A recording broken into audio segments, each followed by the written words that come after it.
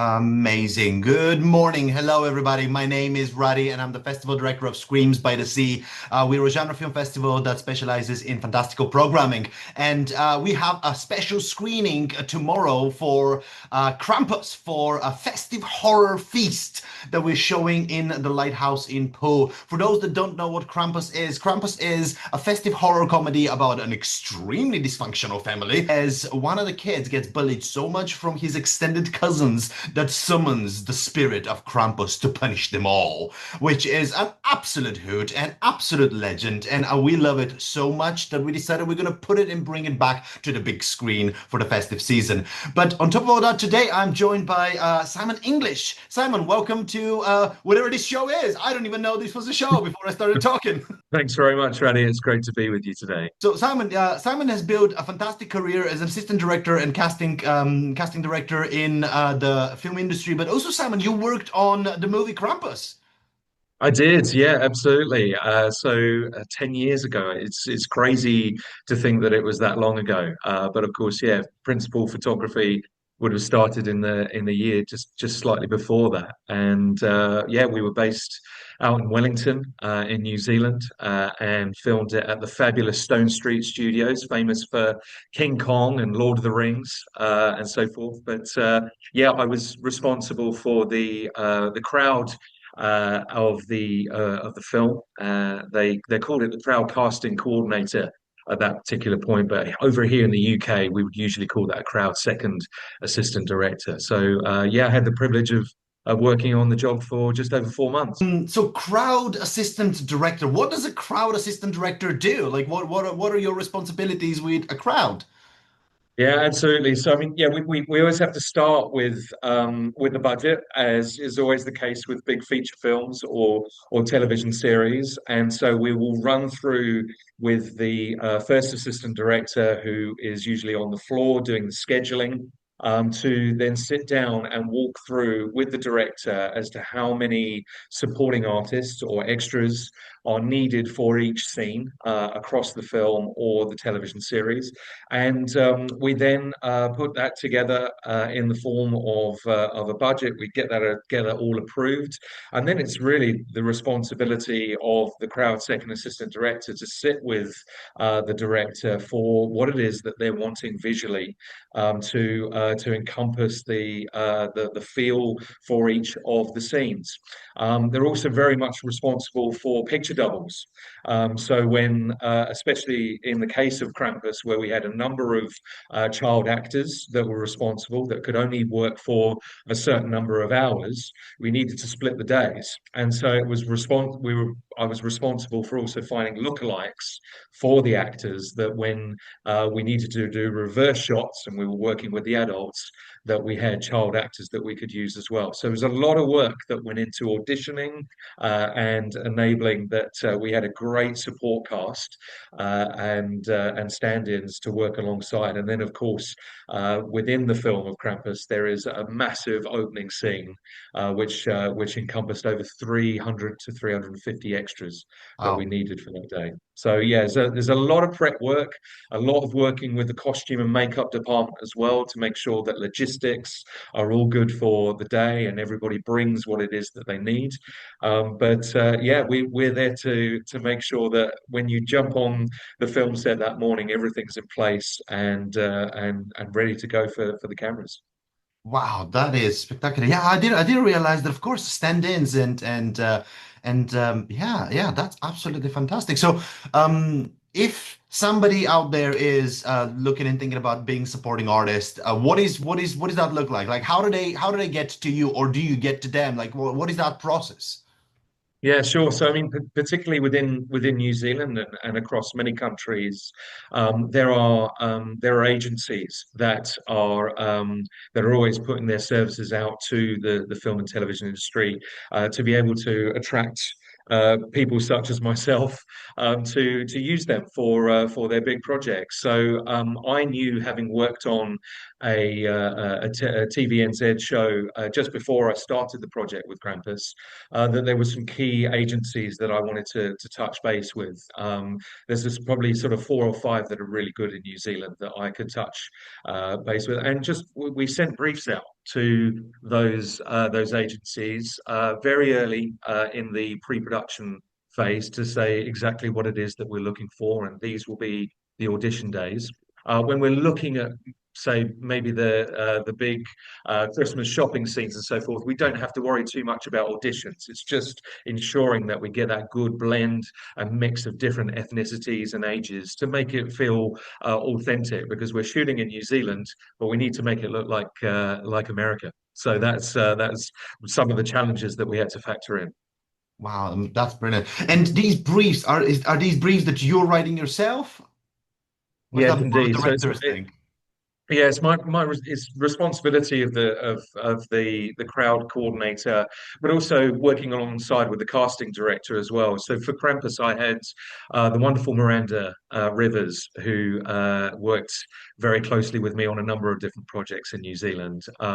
We sat down and we put together the briefs in conjunction with the actors that we had on board, and then yeah, we put them out just simply in a one page excerpt. And not only was I sending it across to the agencies, but there are a number of very key actors that are also really helpful within the industry that can send it to a broader, wider sphere as well. So we're not just saying you only have to have film or TV experience. If you've been in theatre, we'd love to hear from you as well. And so we're giving sort of key indications as to what we need, the type of pay that they're expecting, etc. Oh, that's amazing. So like a very succinct one page of like this is what we're looking Yes. for, this is where it needs to be, like a nice little like Yeah. almost like a creative brief that you Yeah. could expect. That's amazing. Yeah. So you 4 months on Krampus. That's absolutely fantastic. So you must have seen some absolutely bonkers scene being recorded. Like what are you like, do you have any highlights of your time on Krampus? Oh, Krampus was an incredible film to work on. What I did love about it was the set design and just the incredible hard work of everybody within the art department to pull together. Because literally the entire film was filmed within the studio, other than when we went to film the Black, in essence, the Black Friday scene in the shopping centres, which is one of the big scenes, big opening scenes. That for me would have to be the highlight, because we had so much prep to do with the stunt director and coordinators with regards to how people were going to be doing various different beats for the film in that section. I had a number of friends come on board to act and support within that, who really pulled it out the bag. But when we were also on the set working with the cast, I think one of my big highlights was actually I had an opportunity to do a photo shoot with Adam Scott and another supporting artist, American friend of mine, and we were taking photos which was significant to Adam's particular character, where he's a salesman, and he was receiving this award, and basically the shot was going to be going through all of these framed photos of him winning the best salesman across the year. It was a lot of fun to do. We pulled off a few comedic opportunities within that, and but yeah, lots of fond memories with the cast, and the crew were great to work with. That's brilliant. I gotta say, this opening scene is like, was the original plan to be like the full song, and it's just like a music video of the song setting this up? But was that the original plan when you guys were shooting it? Look, it wasn't always intended to be absolute chaos, because we wanted to depict not only the fact that, yeah, Christmas for a number of people is a crazy season to try and get those bargains for your loved ones, and very similar to the film Jingle All the Way. You know what it's like when you're trying to shop, and it's that last toy that you're trying to get for your child, and everybody's just bundling for it. And we wanted to create that chaos in every opportunity that we could. And like you say, with that song just sort of sitting behind it, it just adds to the comedic value that of how crazy we are as a society when it comes to this time of year. So it was, yeah, incredibly enjoyable to make and to bring all of those beats together with the crying kids on on Santa's lap and having the parents trying to deal with the bratty children. Like it was great. It was absolutely epic. That's how you set up the movies. Like you know exactly what it is. Like it's Yeah, fighting, it's insanity, it's absolute chaos. yeah. It's ridiculous. What about Krampus himself? Like, did you had any run-ins Mhm. with the big puppet itself? Yes, yeah. Well, so Krampus is an actor. He's one of our very astute stunt and creature performers that we had in and through a Weta workshop. His name was Luke, and just incredible in terms of being able to morph his body and create things. So I mean, Krampus, the actual character, Luke was on stilts throughout the entirety of operating within that, and just brought a real genuine stillness, creepiness to the character that it was exactly what Michael Dougherty, the director, really was looking for within that.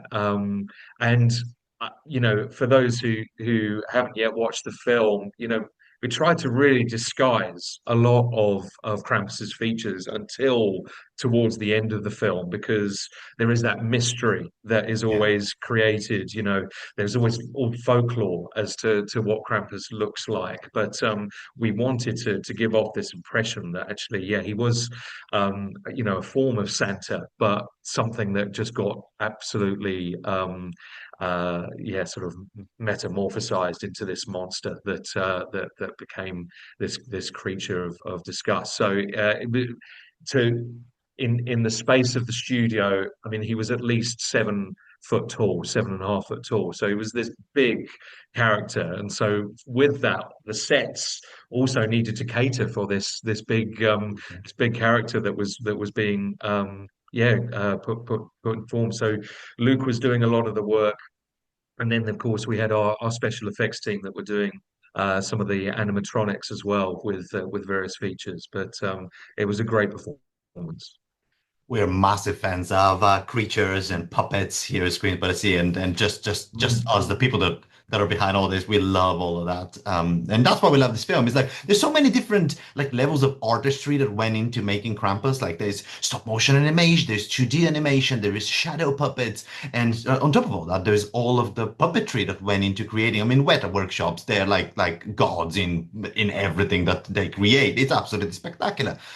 It's fascinating to hear all of these memories of Krampus. But if I may turn around back to a little bit about your career, like you've built a fantastic career throughout over nearly 2 decades, 16 or more Yes. years now into the directing department.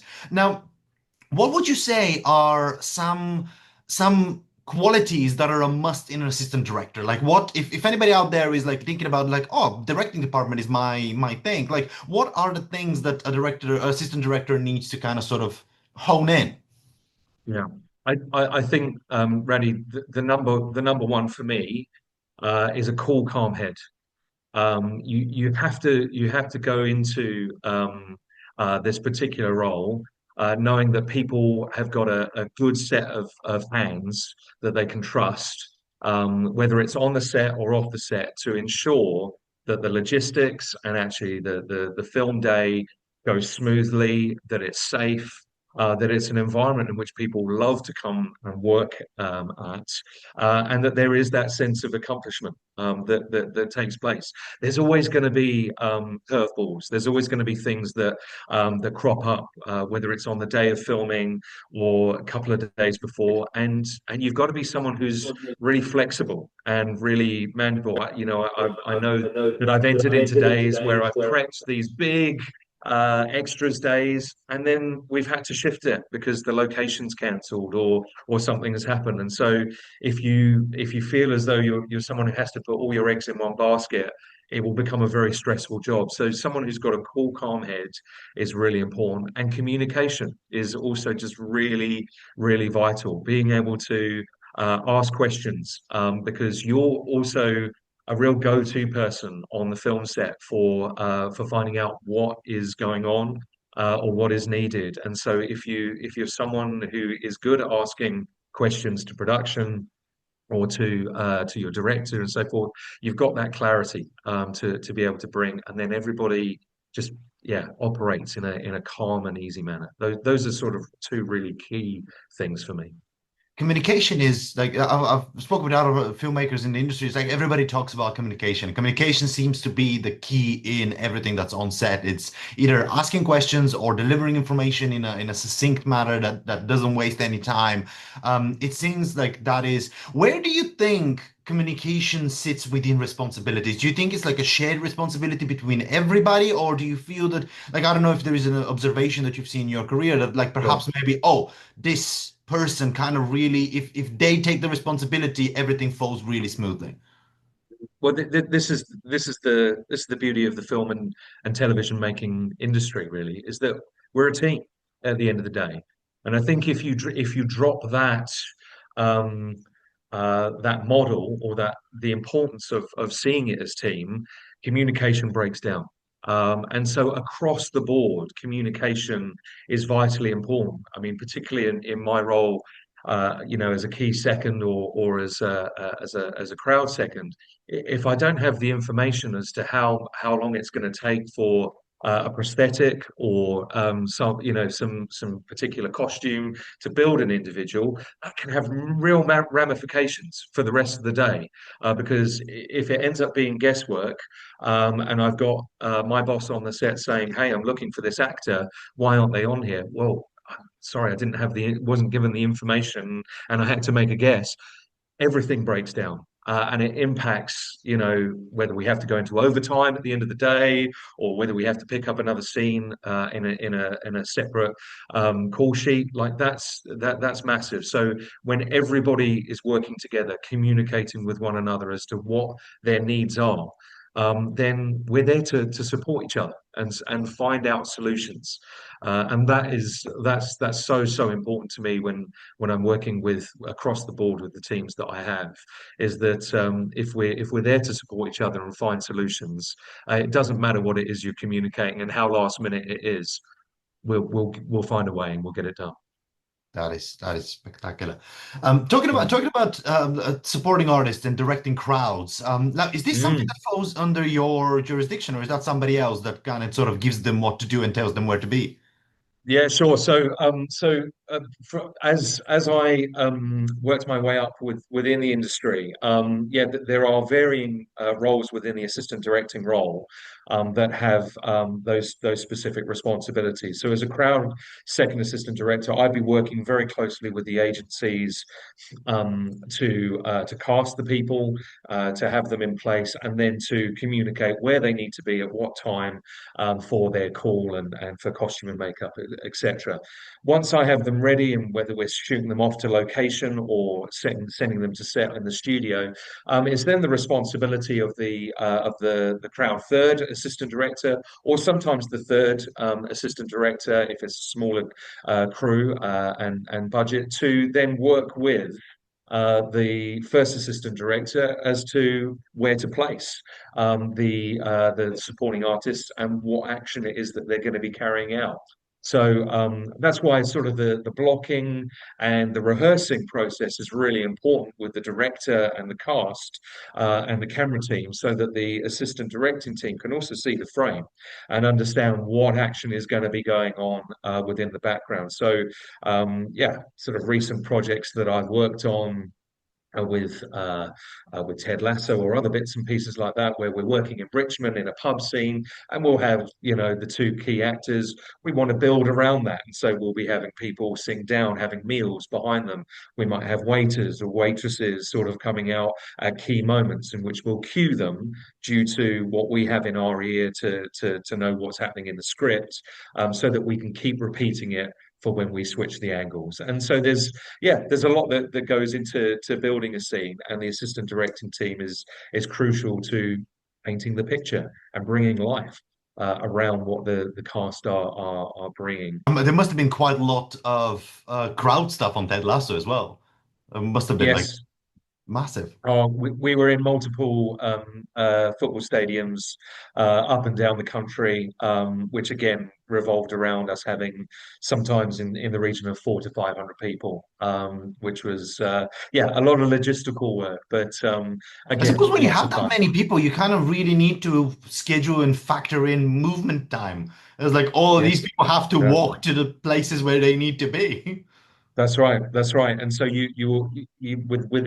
within my role, you are also yeah factoring in that you only have so much team to be able to help get people dressed, makeup, etc., and so forth. So you have to stagger the calls, which tends to be, and this will be a helping tool for anyone who wants to get in the industry as well. You will be the first ones that are there on location alongside the location team and you will often be the last ones out because of the sign-in time. So yeah, there are very often days in which I have been yeah at work at 4 a.m. in the morning, ready for supporting artists to arrive at 4:30, so that we can start filming at 8 o'clock. It's yeah, it can be that big.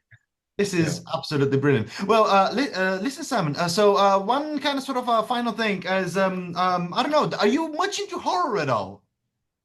Well, I do like certain horror films. There are some. I think the jump scare ones Yeah. are probably the ones that impact me the most. But I love suspense, thriller horrors. They're things that really tick my box. Recently, I've been talking with people about Screams by the Sea and about the festival and about horror movies. And what I've found out is everybody that goes like, no, no, horror films. I was like, what about ghost stories though? And everybody goes, oh yeah, I like a good ghost story. It's like, okay, so you like some of the elements. Where is the Yeah. line? So, Simon, where is the line? Like, where is like somebody puts this movie on? It's like, oh no, I'm out of here, I'm done. And where is like, oh shit, sit down, watch that.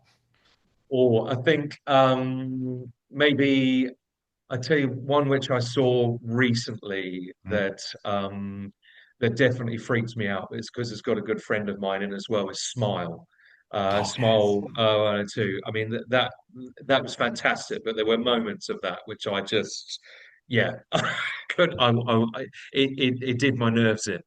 Most definitely. I can deal with gore. Gore is not an issue for me, but yeah, some of those type of films can really impact me. Some of the early Saws as well. Actually, I yeah had to have the pillow up. That is absolutely amazing. We love a good Saw film. But we love a good creature feature. That's what exactly we're showing tomorrow. We're showing Krampus in the Lighthouse in Poole. Come join us and see this amazing movie on the big screen. And if you missed it, go find it online somewhere. Watch it for the Christmas season. It's absolutely amazing. All of the links are going to be in the doobly-doo. Go follow us, Screams by the Sea, Lighthouse in Poole. Go find out Simon and see how amazing he is. And thanks so much for joining me and Simon for this conversation. And yeah, check us out, check us Krampus, and have a great season. And we'll check you on 13th and 14th of March when Screams by the Sea returns once again to Bournemouth. So check us out. Tickets are on sale now. Don't miss out. Be there. See ya. Bye.